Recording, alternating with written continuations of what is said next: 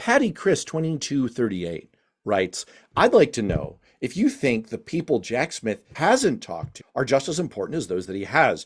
Could we be seeing conspiracy charges? I haven't seen any reporting about Smith asking questions about seated members of both houses that attempted the coup with Trump. All right, let's just break down this question for 1 second. Thank you, Patty, for the question. Potential for Jack Smith to bring charges in the January 6th matter. We don't know.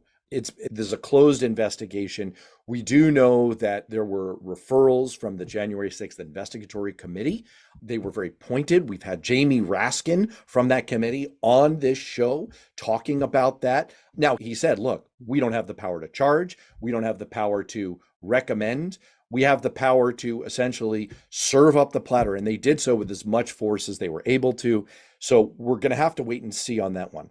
On conspiracy charges, again, I would just refer to my earlier point. Paul Hodes, former congressman and former prosecutor, assistant attorney general, has addressed this on this show. This came up in the context of the very first indictment of Donald Trump in New York, which was essentially for a conspiracy charge. That's still a possibility there, both in the January 6th and in the classified documents, and potentially in the Georgia case, where Fani Willis has the option to use Georgia's version of the RICO statute to go after a criminal conspiracy. That is definitely a possibility. Let's get to the first part of your question, though, because this is an area that Cliff has addressed recently, which is, what do we know about the people he hasn't talked to? And this one, I'm going to infer that what you're talking about is the classified documents case, because one thing that came up this week is the fact that there's a report in The Independent from insiders that Jack Smith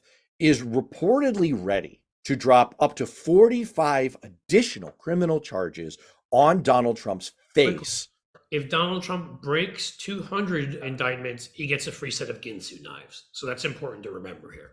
That is, and apparently, only 1995. If he breaks 1,000, he gets Greenland. It's a good deal. That's a really good deal. I hear a lot of people are saying good things about Greenland today and the way Greenland is behaving.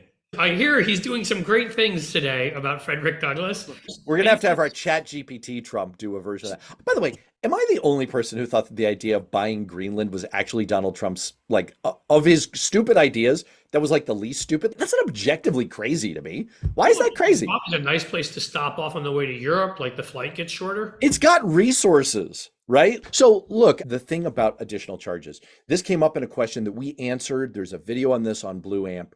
When the tapes broke of Donald Trump bragging to randos coming into the office, hey, look at these secret war plans. These are totally secret. I definitely didn't declassify these. I hope no prosecutors ever listen in on this in the future. Billy's wrong. I'm much because I will be screwed. It was him. Yeah. When that came up, the question was, who are these other staffers who were in the room? And now they've been identified. That was in the New York Times. And the point is, there's a whole possibility of other charges being brought in New Jersey, which would get you out from under the thumb of Eileen Cannon, the judge who is pro-Trump and is in charge of the case. Beyond pro-Trump, she's corruptly pro-Trump to the point of she got smacked down by the appellate court in Florida for what she tried to pull originally with this special master garbage to slow down the looking into the files he had taken, which we had plenty of time. Who needed to move right away on files that had nuclear secrets and our defensive capabilities and those of our allies? But in any case, and that court was made up of 2 Trump judges and a George W. Bush judge. That little panel, it wasn't the whole court, it was a panel. And they all smacked him down. Yep. Are they just taking week old congealed piles of cheese and turning them to judges now? The thing is that Bedminster, we have these tapes that came out and we know that we had these conversations there. If he was willing to move these things around, he was picking this stuff up and moving it from place to try to hide it and have it everywhere. So and some documents here, some documents there.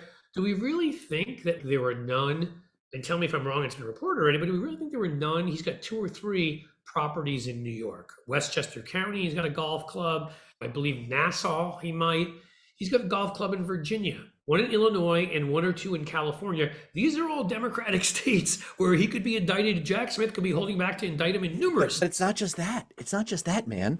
It's a known fact that he ate documents, right? He ate them.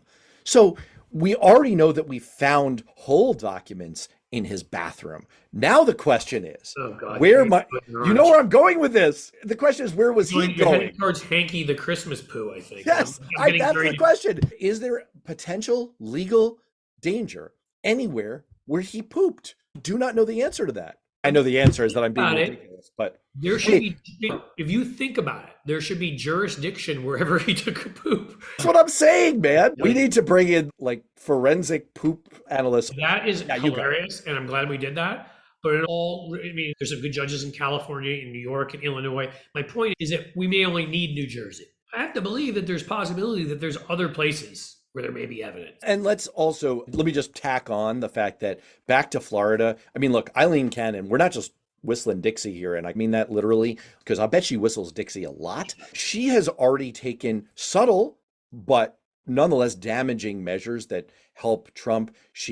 Trump has filed to delay the trial, and she's going to rule on that. She's already ruled, even though it would be a lot more appropriate to hold this trial in a different courthouse, that would mean seating jurors from more balanced areas. She's decided to keep it in her home dinky little courthouse, which happens to draw its juror panel from predominantly Trump voting counties at the rate of 60 to 70%. And therefore, they should be able to impanel a fully tried jury.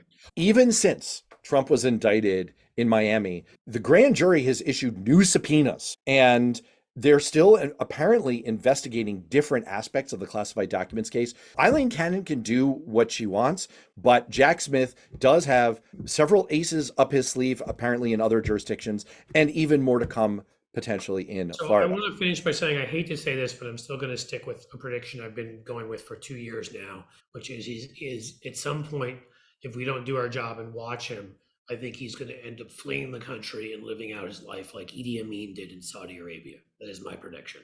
That he's going to go and live in a palace. Can I ask you this? Would you take that deal? If he fled and like he could no longer be a factor, he could like tweet and truth and whatever that he does, but he can't run for president anymore. Would you take that deal? I might take it. I might take it. As long as he takes Jared and Ivanka and Bannon and a few of them with him.